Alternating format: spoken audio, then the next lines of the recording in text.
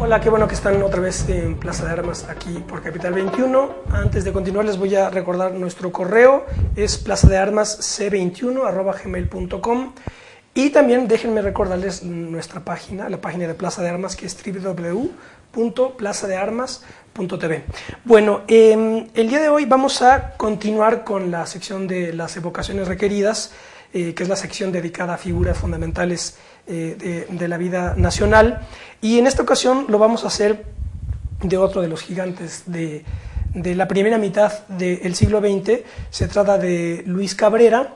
Recordarán ustedes que en un programa de hace varias semanas yo me serví de uno de sus artículos, de su primera serie de artículos, cuando comienza a criticar a los científicos de Limantour. Me serví de esos artículos para respaldar lo que se había suscitado en torno de Carlos Sáenz de Gortari y una muy desafortunada declaración de Miguel de la Madrid.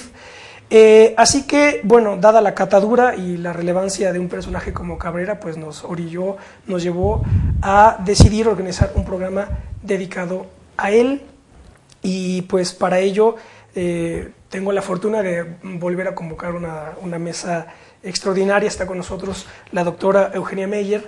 Ella es profesora emérita de la Facultad de Filosofía y Letras de la UNAM. No soy profesora emérita todavía. Profesora de la Facultad de Filosofía y Letras de la UNAM. Hijo, qué te relajo ese. Doctora, gracias por estar con nosotros. También está el profesor Arnaldo Córdoba, quien también ya ha tenido la amabilidad de acompañarnos. Profesor, gracias por estar con nosotros. ¿Él sí es emérito ya? Él sí es emérito. Y también está con nosotros don Arturo Núñez, quien también ya ha estado con nosotros en otras ocasiones. Don Arturo, gracias por estar con nosotros. Gracias, Ismael.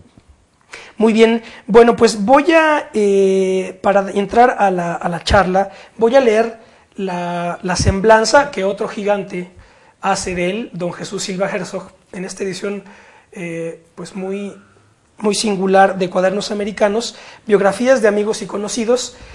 Voy a darle lectura a la semblanza que Jesús Silva Herzog hace de Luis Cabrera, para después ya entrar en materia. No se preocupen, no voy a leer demasiado, porque el programa anterior la pasión me ganó y estuve leyendo cosas de Cabrera para... Y no dejaste hablar. No dejé casi al inicio. Ahora no me voy a llevar tantos minutos, nada más voy a leer así a modo de cápsula introductoria. Voy a leer lo que dice Jesús Silva Herzog de Luis Cabrera, y luego les ruego ya que entremos pues en materia. Así que Jesús Silva Herzog dice en la entrada a Luis Cabrera, dice lo siguiente: nació en Zacatlán, estado de Puebla, en 1876 y dejó de existir en la Ciudad de México en 1954. Estudió la primaria en su pueblo natal. En 1889 se trasladó a la capital de la República, continuando sus estudios en la Escuela Nacional Preparatoria y en la Escuela Nacional de Jurisprudencia. En 1901 obtuvo el título de abogado. Desde luego comenzó a ejercer su profesión y a escribir artículos periodísticos, distinguiéndose en una y otra actividad. Durante 1907 y 1908 fue profesor de Derecho Civil en Jurisprudencia. Fue uno de los fundadores del partido antireeleccionista, el cual más tarde eligió como candidato a la presidencia de la República a don Francisco I. Madero, y para la vicepresidencia al doctor Francisco Vázquez Gómez. Al triunfo de la Revolución maderista, en el año de 1912, lanzó su candidatura para diputado y fue electo por el 11º Distrito Electoral del Distrito Federal en la 26 legislatura, donde fue el organizador del Grupo Renovador. Cabrera fue uno de los más brillantes diputados en dicha legislatura, enfrentándose en más de una ocasión al famoso cuadrilátero formado por Moeno, Lozano, García Naranjo y Olaguíbel. Su proyecto de ley agraria y el discurso para apoyarla, pronunciado el 3 de diciembre de 1912, tiene la categoría de documento histórico. Un año después, el discurso se dio a la luz pública con el título de La reconstitución de los ejidos de los pueblos como medio de suprimir la esclavitud del jornalero mexicano. Don Luis no participó directamente en la etapa maderista de la Revolución, pero sus artículos publicados en la prensa ayudaron a aquel movimiento al influir a su favor en la opinión pública. Algunos de esos artículos son dignos de figurar en una antología del pensamiento político mexicano, tanto por las ideas claras y precisas como por su originalidad, sus toques de ironía y la corrección del estilo. Semanas antes de la Decena Trágica, febrero de 1913, hizo un viaje a Europa, de donde después se trasladó a los Estados Unidos y a México, sumándose a las filas constitucionalistas acaudilladas por don Venustiano Carranza. El primer jefe lo nombró agente confidencial en los Estados Unidos, y en enero de 1915 fue designado en Veracruz secretario de Hacienda, Se sabe que él redactó la ley de 6 de enero del año precitado, 1915. En agosto de 1916, don Venustiano lo designó presidente de la Comisión Mexicana para formar la mixta México-Americana, que tratara las dificultades existentes entre los dos gobiernos, con motivo de la expedición punitiva del general Pershing. Como enviado del gobierno mexicano, recorrió varios países sudamericanos en 1918. A su regreso, ocupó otra vez la Secretaría de Hacienda y Crédito Público. Acompañó a Carranza hasta que fue asesinado en Tlaxcala, Tongo, en mayo de 1920. Acompañó el cadáver en la Ciudad de México. Después de aquel suceso tan lamentable y vergonzoso, el licenciado Cabrera se retiró a la vida privada dedicándose al ejercicio de su profesión. Sin embargo, nunca dejó de intervenir en la vida política y económica de la nación por medio de la publicación de libros, folletos y artículos dados a la estampa en periódicos de la capital y de algunos estados. Sus últimos artículos vieron la luz pública en 1951, algo menos de 3 años antes de que su pulso dejara de latir. Siempre fue un escritor vigoroso e independiente.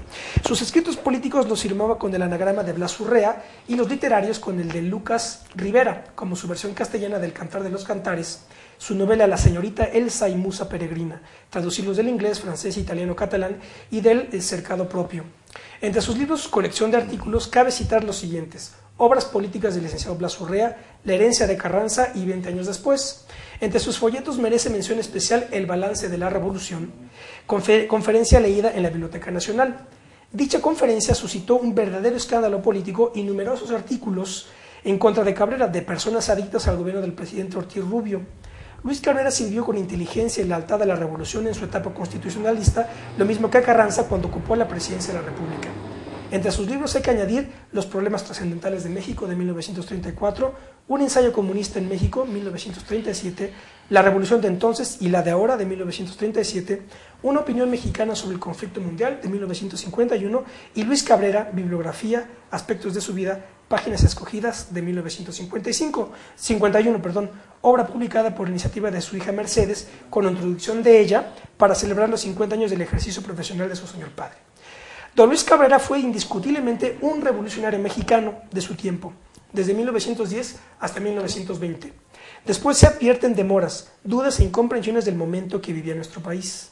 Lo curioso del caso es que en los últimos 5 años de su vida, el hombre vuelve a situarse en su momento histórico y vuelve a escribir artículos muy vigorosos, revolucionarios y aún antiimperialistas. Aquí algunos ejemplos: Estatuas de Sal, de agosto del 50, La Guerra Preventiva, de septiembre del 50, ¿Qué pito estamos tocando?, de octubre del 50, y Divide y reinarás, del 21 de febrero de 1951. La personalidad de Cabrera podrá siempre discutirse, mas nunca podrá negarse, esa es nuestra convicción, que fue uno de los mexicanos más inteligentes de su tiempo. Bueno, esto es lo que Jesús Silva Herzog consigna de Luis Cabrera. Doña Eugenia Meyer es la que compila la obra, edita la obra en 4 tomos de la UNAM, que es el que tenemos aquí a la vista. Así que, bueno, pues, ¿cuál sería su primer comentario sobre Luis Cabrera? Bueno, yo quisiera señalar que, si bien es cierto que don Jesús Silva Herzog hace un excelente trabajo de recopilación biográfica, pues es una visión muy oficialista de lo que fue la revolución y muy oficialista de lo que es Luis Cabrera. Ahí faltan muchísimas cosas, ¿no? Es decir, la primero es la profunda vocación crítica que Luis Cabrera va a tener desde muy joven, y va a ser el verdadero crítico del porfiriato. Va a ser yo diría, el que denuncia una serie de condiciones del porfiriato, y es quizá uno de los primeros que pide a Porfirio Díaz que salga de la presidencia aún antes de Krillman, ¿no? Por otro lado, me parece que es muy importante también señalar que él participa en el partido antireeleccionista ante la decepción que tiene de no poder participar con Bernardo Reyes, que era su verdadero candidato. Además, él era socio, el hijo de Bernardo Reyes, de Rodolfo Reyes, en un bufete de abogados, y luego fue un bufete incluso de Rafael Hernández, el tío de Madero, y los maderistas no lo querían. Tan no lo querían que, aparte de la carta abierta que le manda Madero diciéndole que si no sanea y limpia la herida de lo que ha significado la revolución, lo único que va a hacer es crear pudredumbre. Y todos los pronósticos de Cabrera se realizaron. Se realizaron en el maderismo, se realizaron en el carrancismo, se realizaron los años posteriores, hasta en el cardenismo. Por otro lado, me parece que es importante señalar que Luis Cabrera era un abogado muy significativo. tenía casos importantísimos, todos los perdía, pero se convierten en casos fundamentales del juris, ¿no? de la situación de la discusión jurídica.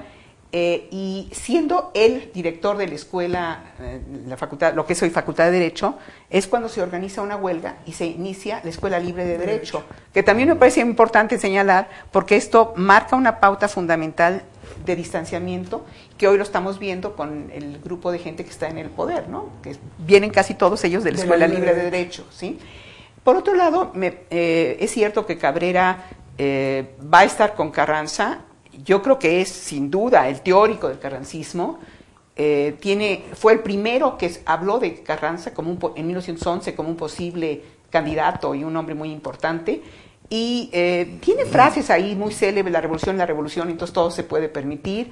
Tiene otra de el dinero hay que sacarlo donde lo encontremos o donde lo haya, ese tipo de situaciones. Y su supuesto retiro de la vida pública, bueno, pues es un supuesto retiro, porque va a ser muy crítico del proceso de la reconstrucción, va a ser muy crítico de una serie de condiciones con relación a la problemática agraria, y me parece que incluso su posición con respecto al cardenismo es algo que tendríamos que revalorar. Nunca llegó, por cierto, a Europa en esto que señala Silva Herzog, perdió un barco, entonces quedó en Nueva York, y ahí donde se entera de la muerte de Madero, y entonces decide volver, ¿no? Y se une a Carranza. Él decía que él no iba a esgrimir nunca un fusil o un arma, que porque él tenía la pluma para poder. Era un tipo indudablemente muy inteligente, muy preparado, hablaba 7 idiomas, traducía muchos idiomas, etcétera, pero era profundamente terco y yo diría también muy egocéntrico, ¿no? Él tenía hasta cierto punto la razón en muchas cosas. Y su posición con el cardenismo, de la cual los años desgraciadamente le han dado la razón, tenía que ver con la difícil experiencia que tuvo en 1929 cuando fue a la Unión Soviética, en pleno estalinismo, y esto le creó una situación muy tensa. Y de ahí esos ensayos supuestos sobre el comunismo, que bueno, no había comunismo en México naturalmente en el cardenismo, esto lo sabe muchísimo mejor que yo el doctor Córdoba. Creo que Cabrera es una figura muy importante por muchas razones, y el punto de partida para entender el pensamiento de Cabrera es su propio origen. Él es hijo de un panadero de un pueblo, en Zacatlán. Allí aprende un náhuatl, vamos a decir, verbal. Tiene un diccionario de aztequismos. Y en la época del porfiriato, él saca una serie de textos y uno de ellos habla de los grandes males, ¿no? El caciquismo, el peonismo, el fabriquismo, el ascendismo y el cientificismo, y luego le agrega el extranjerismo. ¿Sí?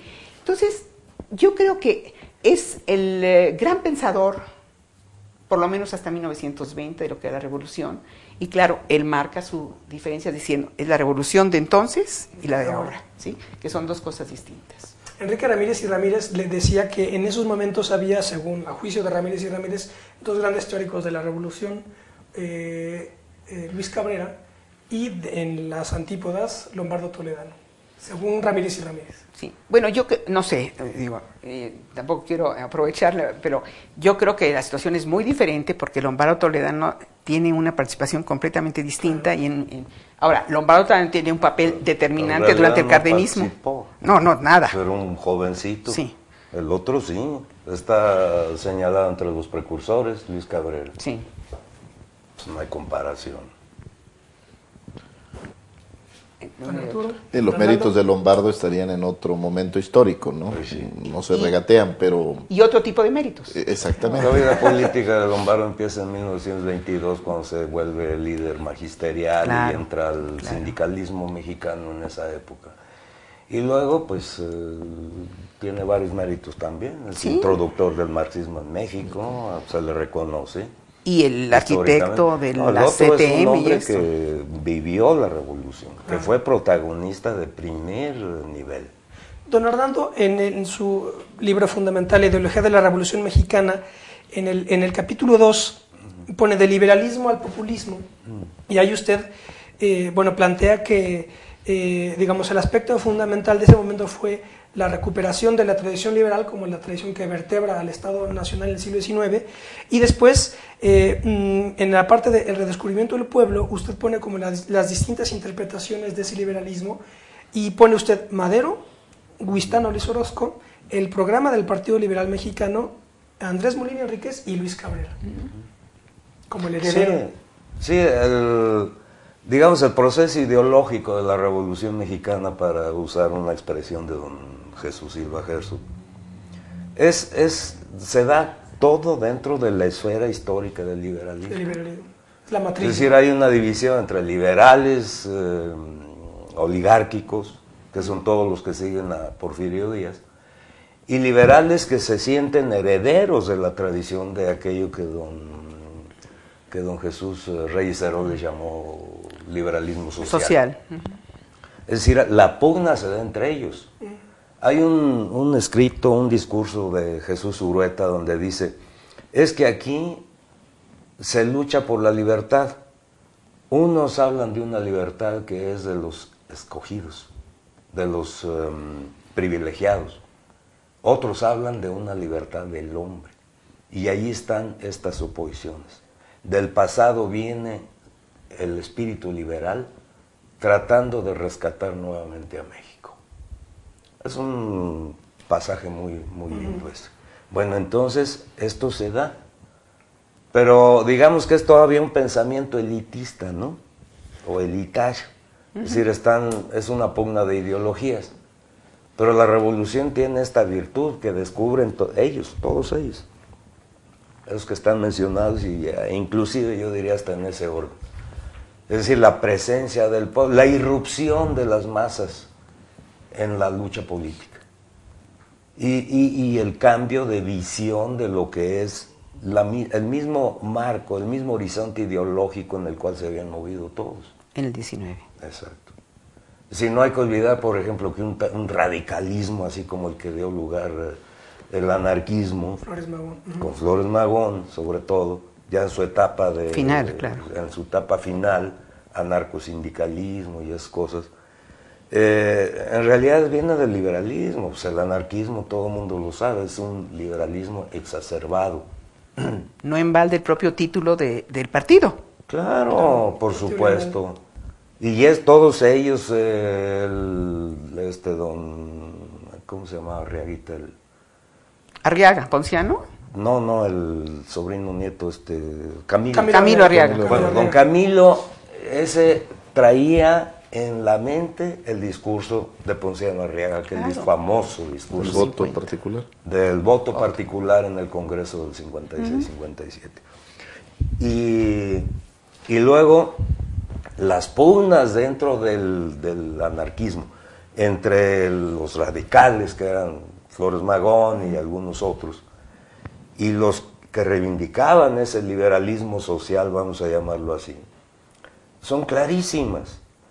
En una ocasión Camilo Arriaga dice, es que ese Ricardo nunca se sacia, nunca tiene satisfacción. ¿Por qué? Porque Ricardo Flores Magón había dicho que era una porquería el programa de 1906. Bueno, se sabe muy bien que el programa lo redactó Juan Saravia. Saravia, ¿no? Claro. Y claro, pero lo redactó Juan Saravia pensando en las ideas que eran el patrimonio heredado por don Camilo Arriaga, ¿no? Y todos los demás. Bueno, son cosas así, pero todos van descubriendo a las masas. Y una cosa curiosa, el que nunca acabó de descubrir a las masas fue Ricardo. Ricardo Flores Magón. Bueno, y Madero. No, Madero, ese es el primero que sabe de lo que son. Pero es un demócrata. Sí. Madero desencadena la verdadera política, además, en México, querida. Él. Yo tengo mis dudas al respecto. No. Hay formas de surgimiento de esa lucha de masas. El zapatismo es una. Luego, posteriormente, y a través de una preparación que es bastante larga, el movimiento agrarista del villismo. Y luego otros, un montón. Sí, arenistas, todos ellos. Sí. Por eso los ingleses y los norteamericanos siempre andan moliendo con eso. No hubo una revolución, hubo muchas revoluciones y quién sabe qué, como si cada uno se hubiera dado en Marte, ¿no? Aquí todo se dio al mismo tiempo y todo se conjugó para hacer una transformación nacional.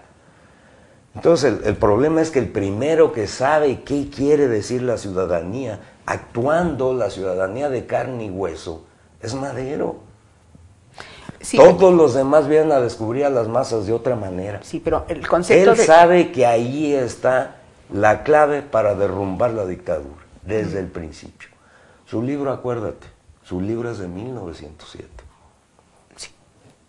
Sí, pero, a ver, yo estoy de acuerdo contigo, pero el concepto de democracia de Madero es un concepto muy decimonónico, muy liberal. Él mismo sabe que una buena cantidad de masas eran analfabetas y que no iban a poder participar. Y el concepto de revolución, entre comillas, que tiene Madero, está claramente expresado no solo en el programa del partido, el programa del Plan de San Luis, sino cuando él logra entrar a Ciudad Juárez. ¿Qué es lo que nos dice? Ya se acabó la revolución. Bueno, fíjate. A ver. El concepto de revolución nunca aparece en Madero. No, estoy de acuerdo. Nunca. El llamamiento que hizo en el Plan de San Luis es un llamamiento a derrotar no a la Díaz. revolución, No, a derrotar a Díaz. sino a levantarse en armas. Pero la palabra revolución es una palabra que en él casi nunca aparece. Claro que no. De una urbanidad impresionante, porque Exacto. fija fecha, hora, al 20 de noviembre Sí, a sí. las A las 6 de la 6 de la tarde, tarde. y las excepciones de ahí donde fuera necesario desde 2 días antes. Que nunca se iba a Esa cumplir, pulcritud pues no he sí. vuelto a ver en una lucha. Bueno, es de una urbanidad y de una ingenuidad también Sí, extraordinaria, claro, ¿no? Porque nunca evidentemente. se enuncia el momento. No, pero además porque él se el verdadero detonador de la revolución, querida, fue Madero. No, ni hablar que Y fue Madero. todos los demás movimientos, mira, empezaron a ir detrás de la cauda que él había dejado. Aunque su libro es de diciembre de 1908, ¿no? Sí. Lo escribió en 1907. Sí, Ah, pero desde se, 7. sí, pero se estaba en publica San en Pedro 8. de las Colonias, ahí lo escribió.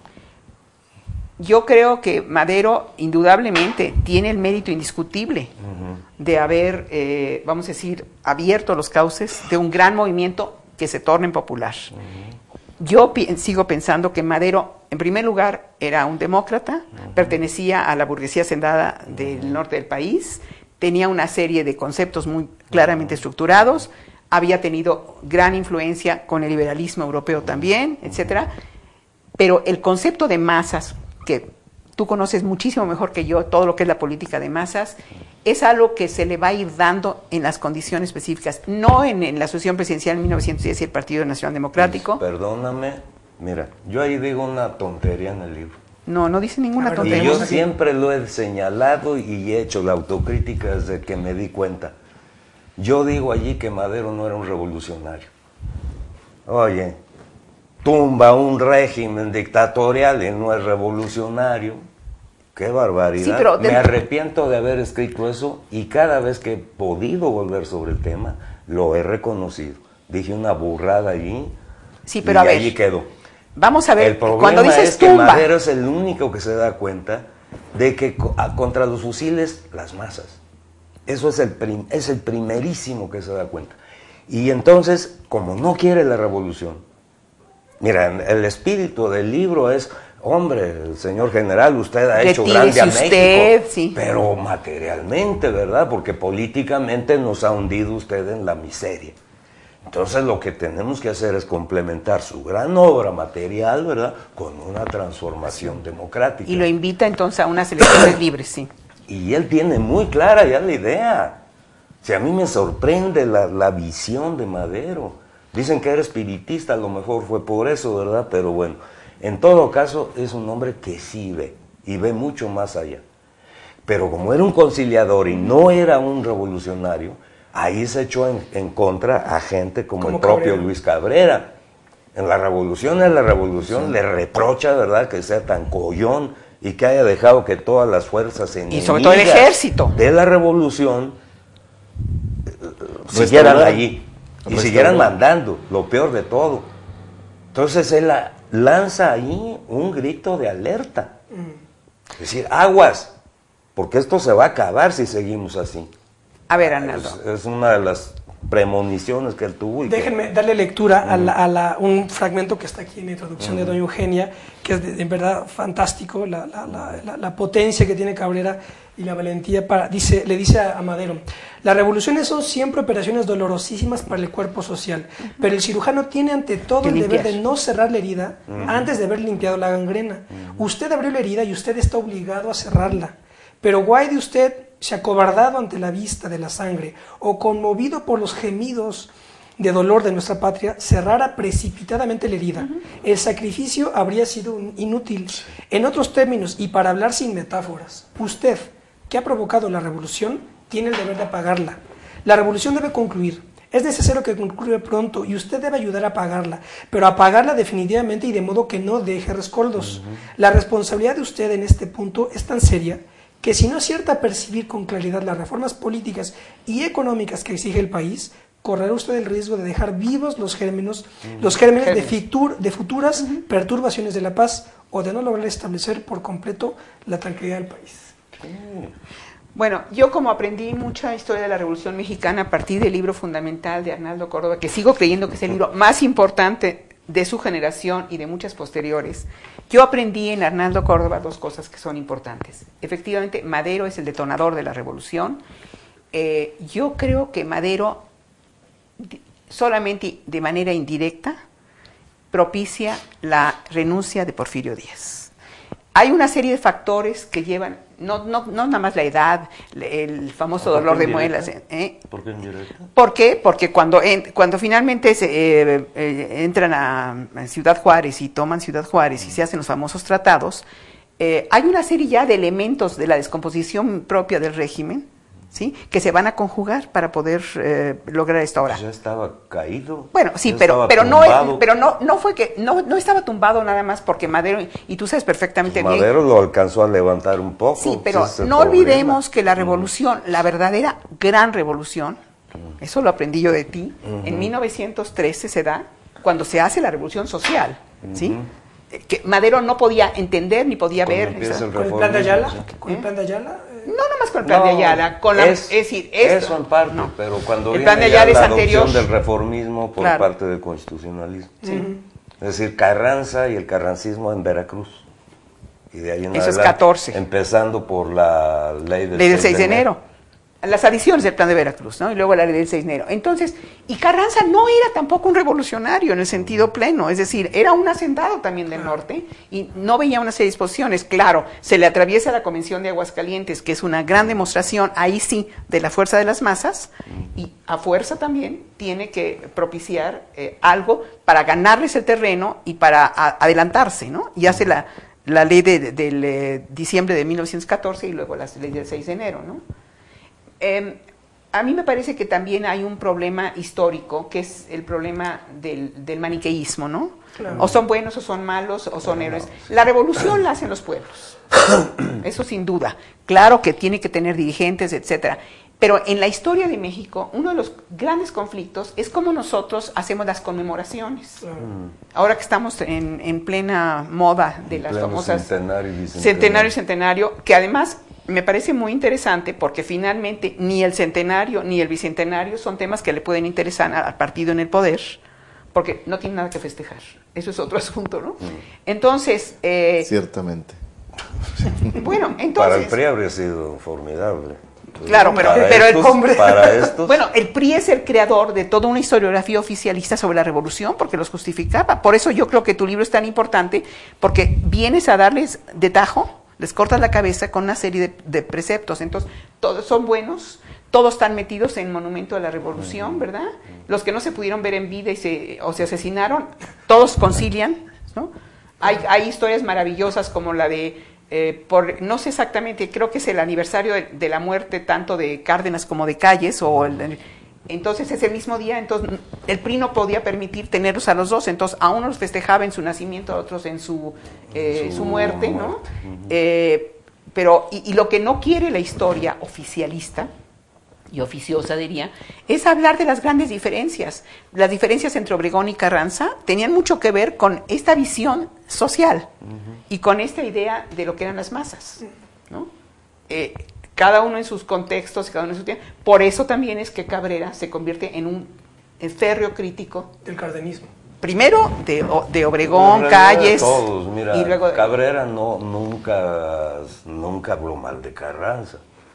No, hombre. Carranza Dios. fue el que lo hizo políticamente importante, el que le abrió las esferas del poder donde él actuó, y fue el único.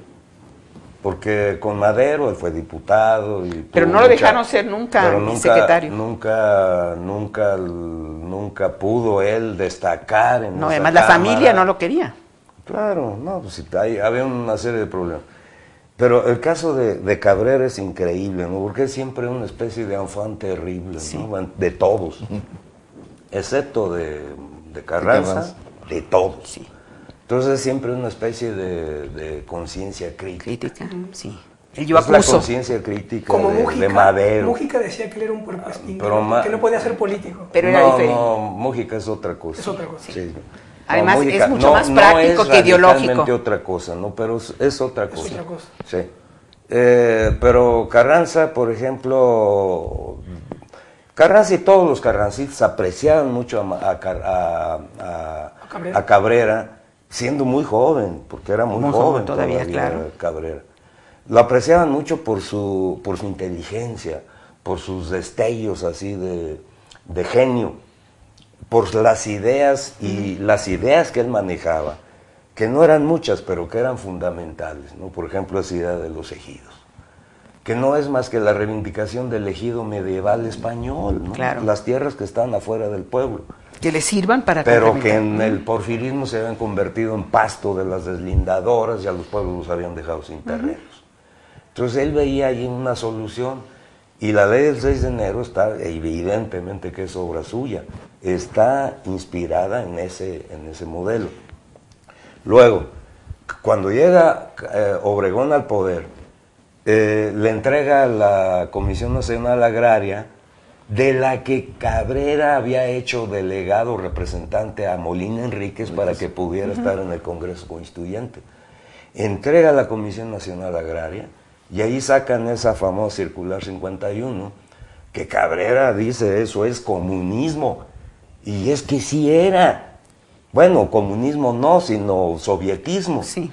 Porque el ejido desde entonces es el modelo, es el kolkhoz, comunidad de producción, como hacienda productiva. Trabajo colectivo. Sí. Contra la pequeña Y ellos se propiedad, que era lanzan, lo que les claro, ellos colectivizaron los ejidos, no había muchos, pero los colectivizaron. Cuando llegó Calles al poder, los desapareció en una semana, ¿no? Igual que López Portillo con los ejidos colectivos de Echeverría. En un día los acabó. Y luego Cárdenas. Y luego llega, bueno, entonces aquí él hace de conciencia crítica. A veces yo me preguntaba cómo es que no se encontraron Cabrera y Vasconcelos, ¿verdad? Claro, es lo que... Pues es que se odiaban. Sí, no. Pero El que adoraba a Cabrera era Martín Luis Guzmán. Sí. ¿Recuerdan cuando describe la jugada de billar en El Águila y la Serpiente? Dice, el juego de Cabrera era felino, era una pantera. Claro, además ¿no? jugaban ahí en 5 de mayo en el billar Pues famoso. me imagino los viciosos que han de haber sido estos billaristas, ¿no? Pero en fin, luego cuando Vasconcelos hace sus experimentos por su participación en 29, Cabrera se ríe de él. Sí. Es que este hombre no sabe y no sabe con qué tipo de granujas se está enfrentando. Y sobre todo ya estaba constituido el él partido. Siempre estuvo criticándolos. Recuerdo la anécdota del 26 o algo así, que dice, es que todos son una partida de rateros, dice en un artículo que publicó en el Universal. Unos rateros, y no sé qué, y habla allí de que cómo son rateros, ¿verdad? Y luego le dice, creo que el mismo Calles o uno de los secretarios, de que, a ver, licenciado Cabrera, pruébenos algo. Otra vez cargos concretos. Dijo, no, dice, los acusé de rateros, no de pendejos. Yo quisiera destacar del tema de Luis Cabrera que nos convoca el papel integrador del programa de la revolución que tiene junto a Carranza, ¿no? Rumbo al constituyente del 17. No solo es un gran constructor de toda la política agraria y de todo el diseño del 27 constitucional, tomando de Molina Enríquez y la propia aportación, sino que en las causas del conflicto, al hablar de la diversificación de fuentes, es capaz de tener la visión de conjunto que no tenían el zapatismo, que no tuvo Villa, que no tuvo fueron profundamente locales, ¿sí, el propio Flores Magón, que no llegó a estar en comunicación con las masas, y darle esta integralidad los campesinos habían traído la causa agraria y bien desarrollada por Molina Enríquez Cabrera, y los obreros sus derechos laborales, Cananea, Río Blanco, por cierto, estamos en huelga en Cananea 100 años después, y también la causa democrática con Madero a la cabeza, con el sufragio efectivo, y sin lugar a dudas la causa nacionalista en torno del petróleo, que es el ingrediente típicamente carrancista. Y esto hay que pegarlo en un proyecto integral, y ahí el papel de Cabrera. Mira, eso que es dice fundamental, Arturo, ¿no? es muy importante, porque desde diciembre de 1914, ya en Veracruz, Cabrera le insistía a Carranza que lanzara ya su programa de reformas políticos sociales. Sí. Que cosa que le habían insistido los jóvenes en la hacienda de Guadalupe, él les había dicho, ¿quieren la victoria o quieren una guerra? Primero Huerta, ¿no? Primero Huerta. Exacto. Entonces ahora yo. El que lo convenció... Primero yo, perdón. Sí, perdónenme, primero yo. Luego Huerta. Porque yo digo que el plan de Guadalupe es el plan de yo. Y él muerto. Sí, claro. Pero el problema es ese, que él hizo mucha presión sobre Carranza y le insistió, y yo creo que incluso, no hay testimonio sobre eso, pero yo creo que él le presentó el proyecto de ley del 6 de enero y le dijo, mire, con esto vamos a derrotar a Zapata y a Villa. Bueno, ¿Sabes por qué lo digo? Porque en el escrito ese que él publica, el folleto que publica en 1932, cuando se abrogó la ley del 6 de enero, que era ley constitucional, o sea, formaba parte del cuerpo constitucional, él indignado dice, aquí se acabó todo eso. Y luego él dice, ¿cuál fue el objetivo de la ley del 6 de enero? Quitarle a Zapata la bandera del agrarismo. De Villa ni nos preocupábamos, aquí el que tenía verdadera ideología agrarista era Zapata. Vía Díaz Soto y Gama, ¿no? Él dice, él lo escribe. Sí, Villa, no. Zapata, como dice Womack, Zapata les daba cátedra a sus secretarios. Y hay que señalar que la Constitución del 17, en materia estrictamente de régimen político, ratificó aquella decisión de voluntad del pueblo mexicano constituirse en una república representativa, democrática y federal. Yo encuentro que hubo 5 cambios en el nivel constitucional, 4 de los cuales identifico claramente con Cabrera. Sí. El fortalecimiento del Ejecutivo sobre el Congreso, con las facultades vinculadas a la tutela de los derechos sociales particularmente. El segundo, el fortalecimiento del municipio libre y la eliminación de las jefaturas políticas, que es otra aportación de Cabrera. También el aspecto relativo... Reforma agraria. Me refiero al régimen político en un sentido estricto. Por eso.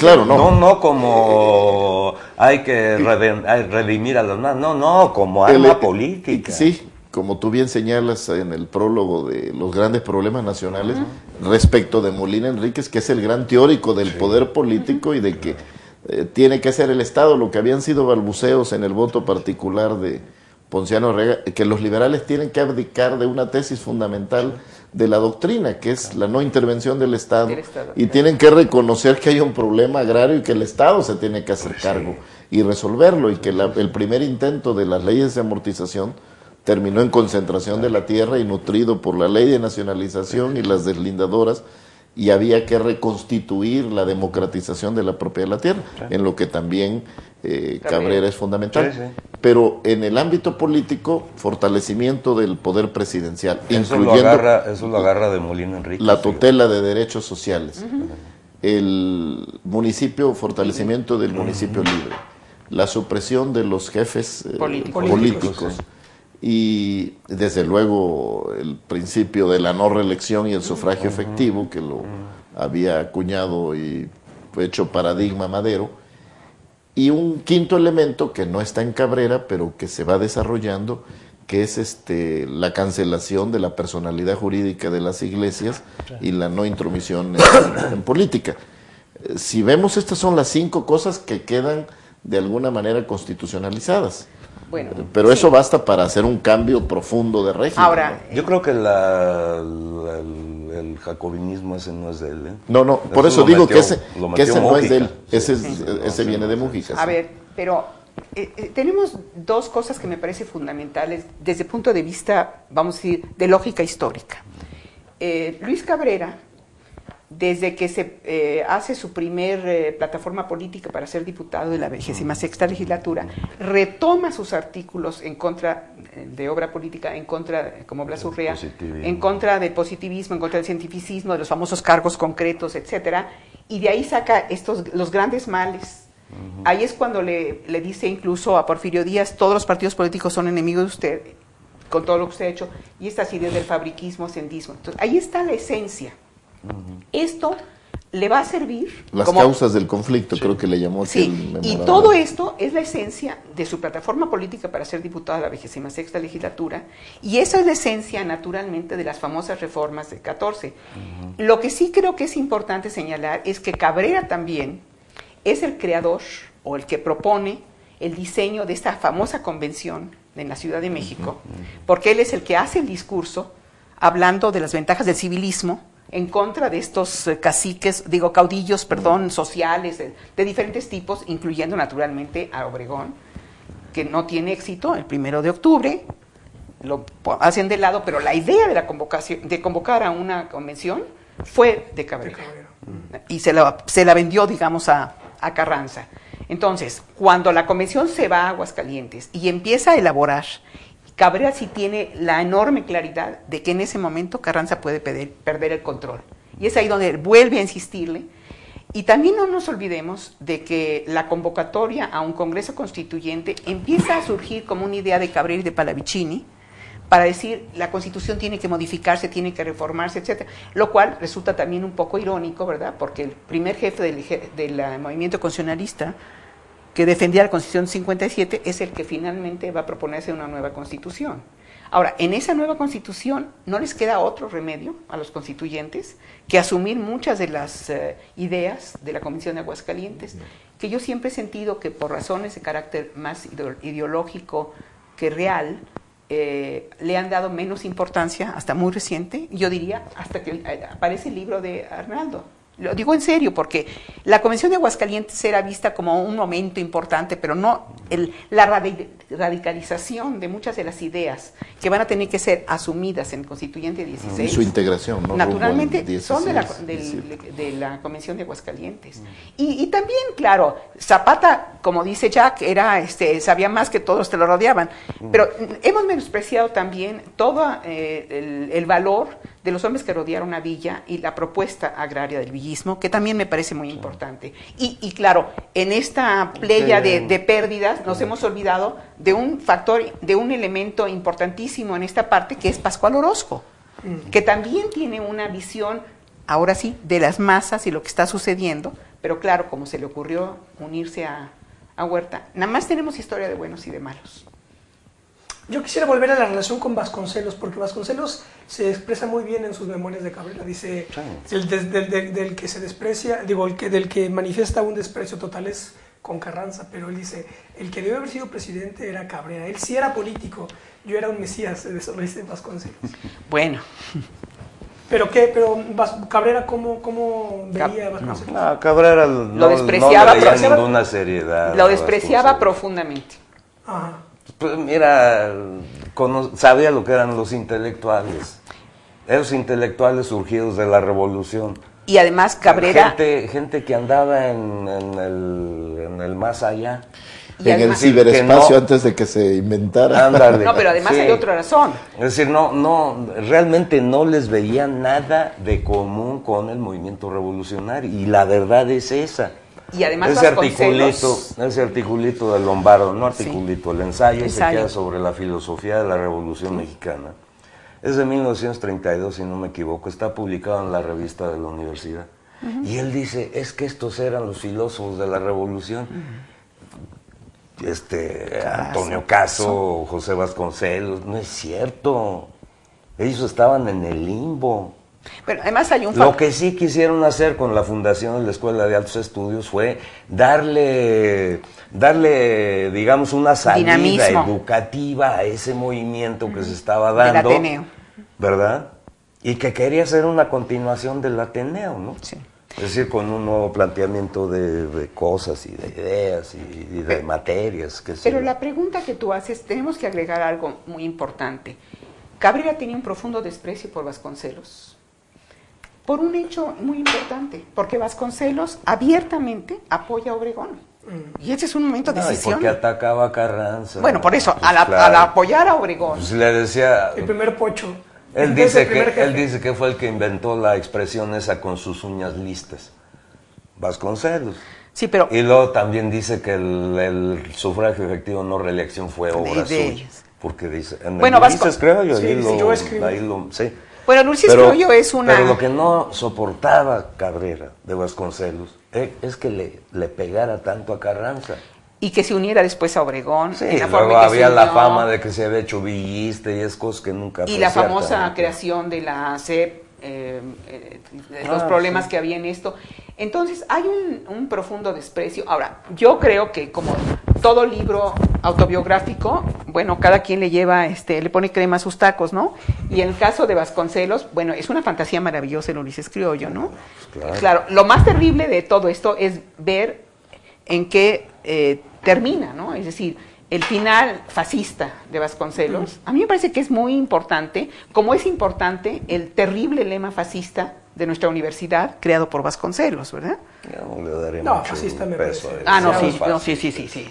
Por mi raza hablará el espíritu. Bueno, además, Mira, oye... Pero lo que pasa es que la categoría de raza era la que se mira, utilizaba. ¿sabes cómo se le llama a las corrientes filosóficas que ellos estudiaban y seguían? Espiritualismo. Sí. Entonces, eso era lo que quería expresar Vasconcelos. Sí, y no. además, tengo muchas él dudas. era criollo, él se sentía criollo, Sí, claro. no en vano el título de su libro, ¿no? Sí. Pero él veía, y en eso Molina Enríquez les dio cátedra a todos, que el mestizaje iba a crear una nueva cultura de todo tipo en América Latina. De tiempo atrás. Sí, opuesta al blanquismo, ¿verdad? Al racismo blanco de los norteamericanos. Entonces, esa es no tiene ningún fondo fascista ni nada. Bueno, yo sí creo que mira, además yo creo que ni fascista llegó a ser nunca. Ay, perdón. Lo que pasa, franquista sí. Sí, y antijudío. Franquista y antijudío y todo lo que tú quieras, pero digamos no un pensamiento así fascista. Bueno, no. para mí sí lo tiene. Digo, pero no nos Pero interesa. aparte las flores que le echa al franquismo. No. Aparte las flores que en Historia de México le echa a los fundadores de ciudades, que eran los colonizadores españoles, los conquistadores, ¿no? Aparte eso, ¿qué tiene de ideológico fascista su obra? Bueno, Ni siquiera esas ediciones expurgadas, hombre. Pues lo que hace ahí nada más es decir, yo no quiero ser de izquierda y no quiero que este país sea de izquierda. Y la fundación del famoso periódico, ¿cómo se llamaba? Timón. El Timón. En fin, hay una serie de elementos, pero bueno, no, el tema no es decir, lo que no es Vasconcelos, el tema es Cabrera. Cabrera tenía un profundo desprecio por Vasconcelos. Además, no olvidemos que Cabrera no es el periodista combativo, no es el político nada más, el ideólogo, ha sido abogado, es profesor en la universidad, ¿no? Y como yo decía, siempre perdía los casos fundamentales. Y abierto al mundo en una época que era rarísima. Pero lo que es interesante es, esos casos perdidos por Cabrera como Leguleyo, son casos clásicos hasta el día de hoy en la historia del derecho mexicano. Ahora, yo creo que precisamente... Los casos de las petroleras que le encabezó. Bueno. Ahora, vamos a ver, él fue el interventor, bueno, él encabezó pero después, en la época de Ávila Camacho, donde lo deja de escribir porque lo llama de asesor, él dice que tiene un prurito de ética, bueno, yo no sé si eso era correcto, porque también era profundamente narcisista, ¿no? Como corresponde. Y entonces él se convierte en el interventor de los bienes del enemigo, ¿sí? Y se orienta un poco en la decepción que tiene hacia ver el mundo, ¿no? Y empieza a escribir los artículos sobre la Unión Soviética, sobre la Segunda Guerra Mundial, incluso hace una crítica terrible de las empresas petroleras, etcétera, ¿no? Entonces, es un hombre que va a tener, como corresponde, etapas ideológicas, claro, que va evolucionando también Al compás de lo que va pasando. Sí, ¿no? Obviamente. Pero sustenta en principio sus ideas. Como yo no estoy de acuerdo con Arnaldo Córdoba, que es una tontería lo que dice en el libro de la ideología de la Revolución Mexicana de que Madero. Bueno, está bien, yo respeto mucho al autor, pero la idea no está tan equivocada. En el caso de Cabrera tiene una serie de ideas primordiales. Yo recuerdo cuando por primera vez conocí a la familia de Cabrera y me pidieron que si estaría dispuesta a reunir las obras, pero me dijeron que tenían todo. Falso, me mintieron tajantemente. Nunca hay todo. No, pero además no tenían casi nada. Pero lo más interesante es que yo les dije, bueno, yo quiero avisarles que me interesa mucho el personaje, me parece fascinante, me parece es el gran personaje de la revolución, pero quiero informarles que yo no soy carrancista, ni estoy defendiendo a Carranza. Y a lo mejor esto puede crear un problema. Y la familia, porque tenía 2 camadas, ¿no? Él es uno, entre paréntesis, de los creadores de la ley de divorcio, junto a Carranza y Paravicini, porque cuando se da la ley de divorcio ya los 3 tenían una segunda camada y tenían que legalizar el asunto, ¿no? Hay siempre causas de carácter personal muy concretas. Motivos pero personales. La familia misma me dijo, no tiene que ver. Carranza era un hombre para Cabrera fundamental, él lo defendió siempre, lo cual habla muy bien de él, cosa que no siempre sucede, ¿verdad? Con los intelectuales. Hay una cosa, fíjate, volviendo a esa comparación con Vasconcelos. Hay algo que es esencial. La coincidencia entre Vasconcelos y Cabrera empieza de 1919 y 20 hacia adelante. Porque tanto Cabrera como Vasconcelos ven que hay un momento de traición de la revolución original, que es la de Madero. Sí. Eso es para Vasconcelos, tanto que le heredó el clip a Gómez Morín. Gómez Morín se defendió diciendo que él era revolucionario, pero maderista, ¿no? Que es el que reivindica el panismo con Madero, es el pedacito de revolución con el que Pablo Emilio Madero anduvo cuando yo fui diputado con y el que honran en Los Pinos el 20 de noviembre. Ándale. Pero el caso de Cabrera, simplemente moviendo un poco la película, en el caso de Cabrera la verdadera revolución es la de Carranza. Y en ambos casos los traidores son los de Sonora. Sí, eso es. Y eso es fantástico, ¿no? Porque allí uno puede ver el seguimiento de su biografía personal, en qué deriva. Pues Vasconcelos derivó en última instancia en el repudio así de la Revolución Mexicana. Y el nuevo partido antireeleccionista. En cambio, Cabrera reivindica la Revolución Mexicana, pero con Carranza. La de como vector. Entonces, y la herencia de Carranza. Y una cosa que a mí siempre me impresionó, el paternalismo de Molina Enríquez, que él reconoce como una herencia Así es, absolutamente. De orgullo. Y eso no es vertiente democrática, ¿no? Es. Fíjate, cuando publicaron. Con tal de que se hiciera la reivindicación. Es lo que yo te decía. Sí. Precisamente el fortalecimiento del Ejecutivo es algo que Molina Enríquez quiere. Claro, porque dice, si no hay dictadura, lo dicen los grandes no se ejecuta el programa revolucionario. No se ejecuta el programa. Sí, y no se resuelve el problema agrario. Y Cabrera lo reproduce. Y Cabrera, más que Cabrera, Palavicini, agarran las ideas de Emilio Rabasa acerca del Ejecutivo fuerte para meterlo directamente en el constituyente.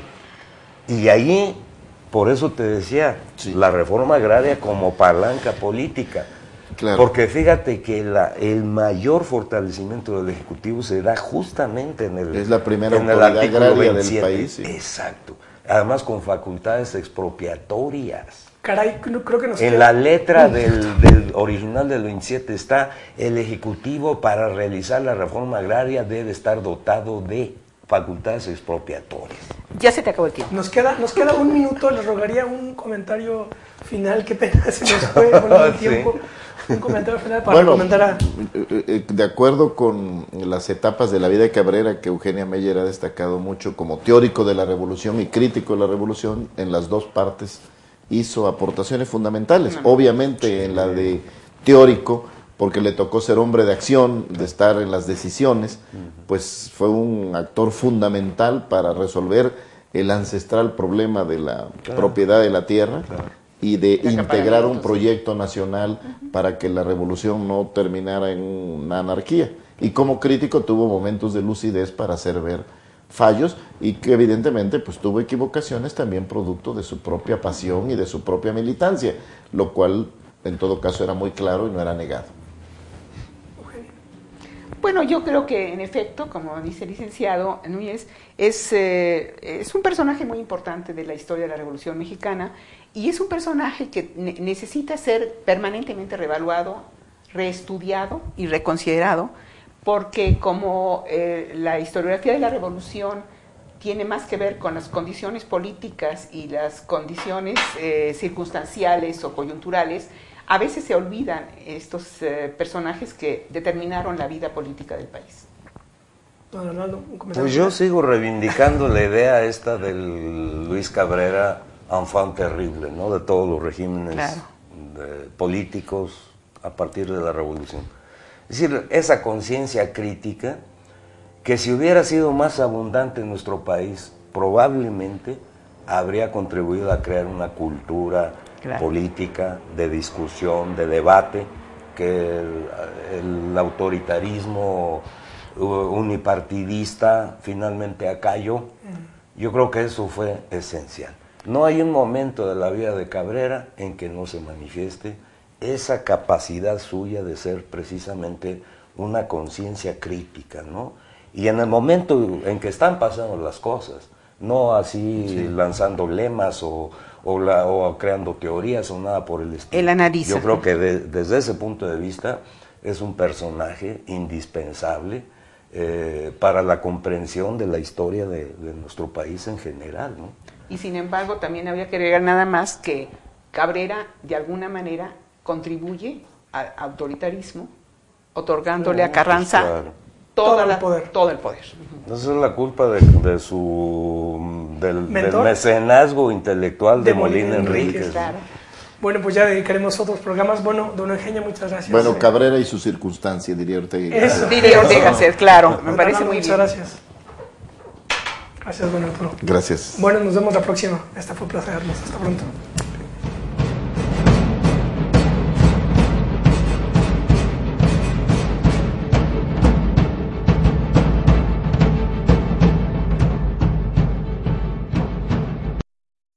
Desde el corazón de México, para la gran ciudad, Capital 21. Si nos dejan, nos vamos a querer toda la vida.